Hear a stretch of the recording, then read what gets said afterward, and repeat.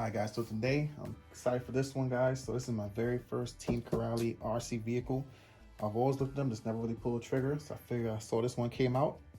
Figured I'd give it a try, guys. So gonna be a quick unboxing. I'm gonna be running unboxed X8S ESC, Savox Servo, Castle 1650 motor with my Radio Link radio. Hopefully everything fits in there nice and neat. I am going to run it on 6S, not 8S, and I did get the blue. Just go ahead, unbox it, see what this Asuga looks like.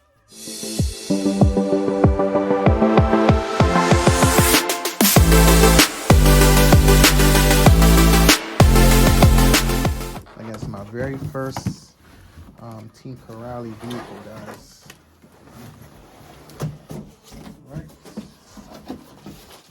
Go. Manual. And the box.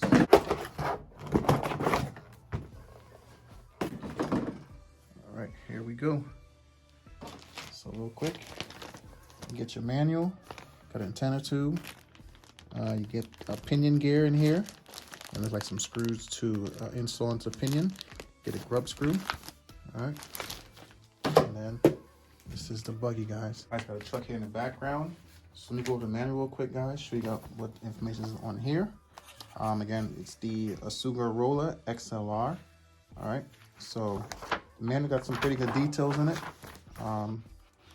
It gives you even how to fix the vehicle. It gives you some breakdown as far as the ready to run specs as well.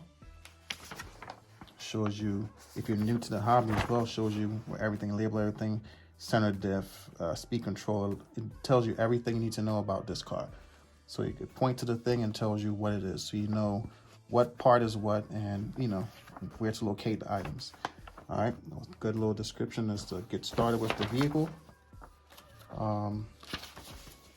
Again, has a full breakdown on this vehicle. Also how to install the electronics from the roller standpoint, like what I have right here. Great details, which is pretty good. Comes in 4 different languages. This gives you the gearing breakdown. Has a 46 spur and a 52 spur, and it tells you what gives you more torque, what gives you more speed. It explains a lot of things to you. It does come with a 13-tooth pinion. Hopefully I go up a little bit with the pinion gear. We'll see how that goes when I install it, and it shows you how to do mesh and everything like that. On that side, it shows you how to fill your shocks, how to service your shocks. It shows you down here at the bottom. I'm not sure if the gray means what comes in the stock, but it has track use, off-road, bashing, and factory. So it gives you different setup as far as the shock oils you can put in there. All right, shows you how to rebuild and all the part numbers for your shocks as well. Shows you how to deal with the diffs. Also the track use, off-road use, factory use. Gives you all the weights that's in there. And we could put in there. Again, shows you how to work on everything, guys. Pretty detailed booklet, guys. It's my first time with a Team Corally car. I'm not sure if all their booklets are like this, the manuals, but this one's definitely detailed. Also gives you part numbers and all that good stuff, the screws, everything you need, guys. All right, just want to flip through the book real quick. Shows you all the parts, part numbers, description, all that good stuff. All right, so let's go ahead and get into the truck. All right, guys, let me get the body off to see what everything's about here, guys. So just feel on the body. So the sides do feel pretty thin. Right here on the side. Your body in general seems a bit thin, but I think it'll probably get more protection from the wing and the front shock tower, but we'll see how everything plays out when you run them. I'll do like the tethers here to help keep your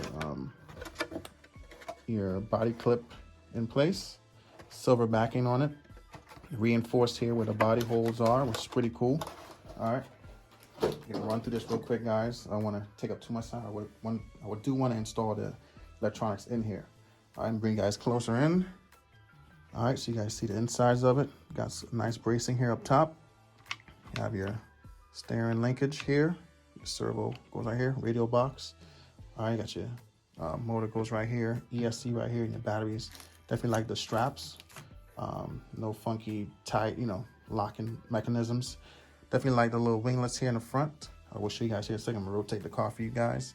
It doesn't look like the linkages are adjustable. It might have holes you could move around in to adjust it that way. I'll see once I take the wheels off. The front has a pilot ball, so you use that to adjust as well. All right, so again, just keeping it simple, guys.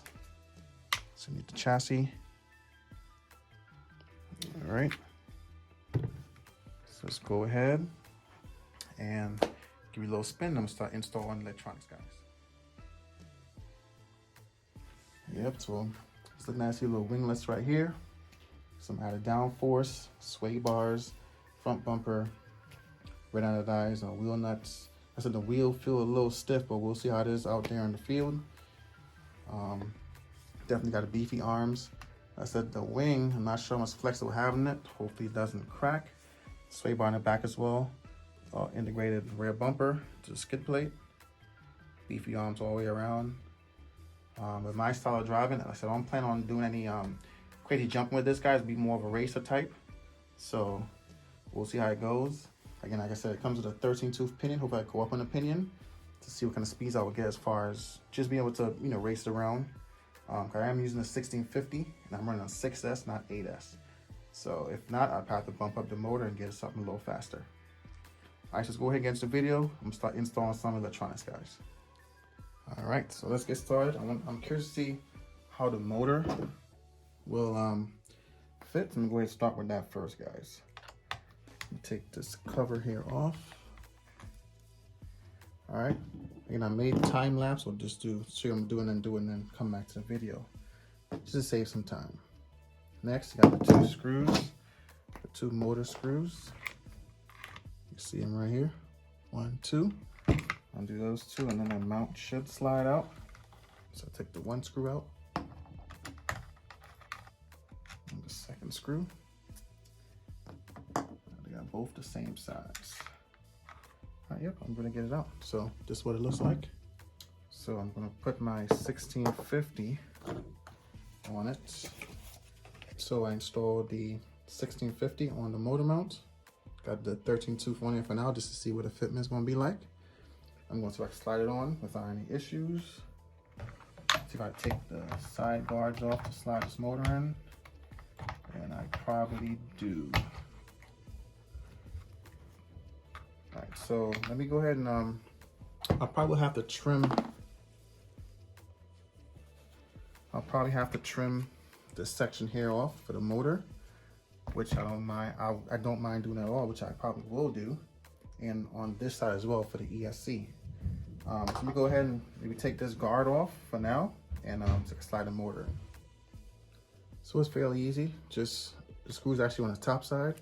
These 4 here, 1, 2, 3, 4, and then the one here on the bottom, and it slides out. All right, so put that to the side, guys. Now you can see I have more room to slide the motor in on that side. So let's see now how it's gonna slide in and see how much more room I'll have as far as gearing up. All right, guys, so I went with a 17-tooth pinion. This is the Power Hobby 17-tooth I'm using. You could possibly go up maybe a tooth or so more, but I think 17, I'm gonna use that. And I will have some room to, so I can go up a little bit more, but I think 17 is okay for now. Run with this, with the system. So let me go ahead and put the grub screws back in. And actually, come to think about it, I'll probably have to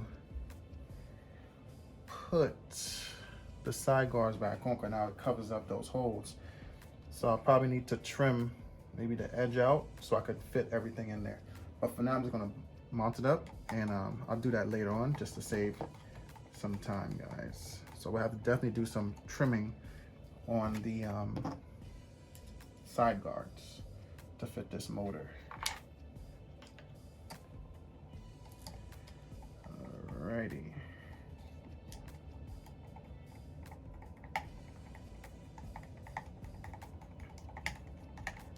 Now the motor is Here I have the batteries charging. I'm gonna run it on 3S 7200 power hobby batteries. Oh, a little bit too much slack. So I could probably get away with maybe a 19 tooth maybe, but I think 17. I'm gonna go with that for now. Work on my mesh here, guys. So I'm gonna run this servo, guys. The Savox 1258 TG, the black edition. Just something to throw in there. See how it runs. If it's not adequate enough, I will upgrade it if I choose to do so with this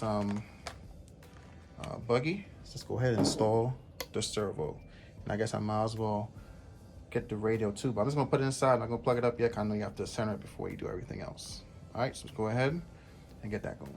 So I'm gonna do here now, I'm gonna actually open the receiver box up, and this is where the servo would go. Just start running the wires. Okay, unscrew that, all 4 of these, and then we'll get into the box. All 4 screws removed, and then the box comes out just like that.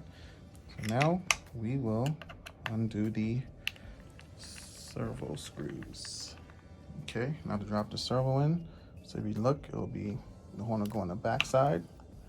So then you run your wire through.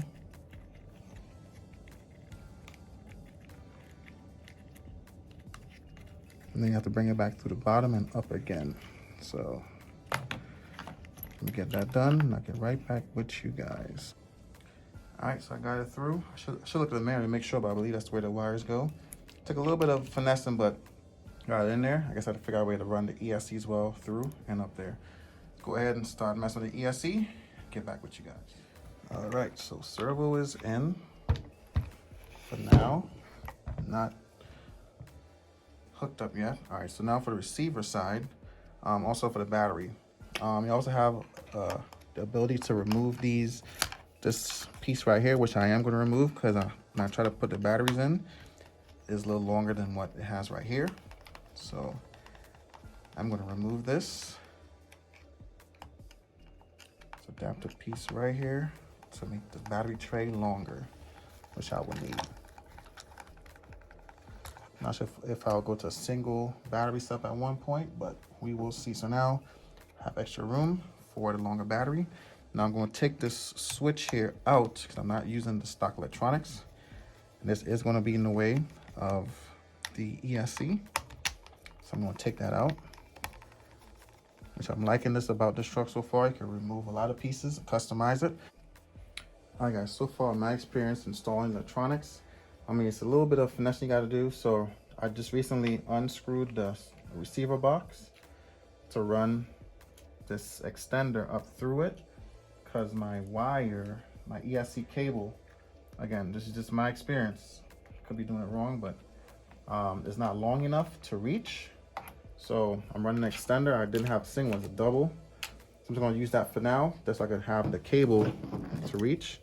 So you'd have to fish it through the bottom here, and then it would run to meet the other side. All right, so I'm showing you guys what I'm doing to get the electronics installed. All right, so I kind of have everything together. I mean, I will get everything nice and neat. On a 2.3S right here. I haven't double-sided down yet, but I will double-side it. See, I did trim this section here out to have more room for the 8S ESC. I also have to trim, I haven't put a side guard on yet, but I have to trim that for the motor to fit around here. Right now I'm just about to turn the radio on, center the servo, and get that going. I have the car elevated off the ground, so hopefully it doesn't take off on me. All right, let's turn the buggy on. So I just threw everything I have just at this buggy for now, to see how it runs. So, you know, the servo should be centered. Let's see, do we have forward? All right, so we do have forward with no reverse. I don't have reverse in most of my systems. All right. Well, it's a pretty fast servo here, so it seems anyways in the air. Go to sub trim and adjust, try to center the servo as best as possible.